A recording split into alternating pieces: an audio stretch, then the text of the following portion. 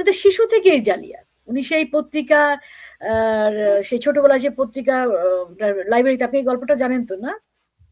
হ্যাঁ, সে লাইব্রেরিতে যে দেখেছে যে একজন কোশ্চেনের আনসার দিয়ে, কুইজের আনসার দিয়ে জিতেছে, তো সে সারা বছর পত্রিকা ফ্রি পাবে। উনি সঙ্গে সঙ্গে সেখানে চিঠি লিখলেন যে আমার ঠিকানা বদল হয়েছে, বলে ওনার নিজের ঠিকানা দিলেন। মানে এত বড় ফ্রড এই বাচ্চা বয়স থেকে। এবং আমরা দেখেছি যে, মানে প্রথমে এসে বলছেন সাংবাদিকদের যে আপনাদেরই তো বলছেন যে যা খুশিতে আপনারা লিখতে পারবেন, মন ভরে লিখুন। আমরা দেখলাম উনাকে এই ক্ষমতায় আনার জন্য যারা যারা উদগ্রীব ছিল বা স্বাগত জানিয়েছিলেন, তারা এখন জেলে, কেউ কেউ জেল থেকে সদ্য মুক্তি পেয়েছেন। হুম।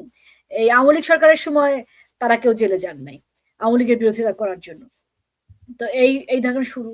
এরপর খুব রাগ ঢং, আমার কথা না শুনলে কিন্তু আমি ক্ষমতায় থাকবো না। এই যে তারপর দেশের মানুষ এত করে বলছে বাবা তুমি যাও যাও যাও, নড়ার নামটি পর্যন্ত নাই।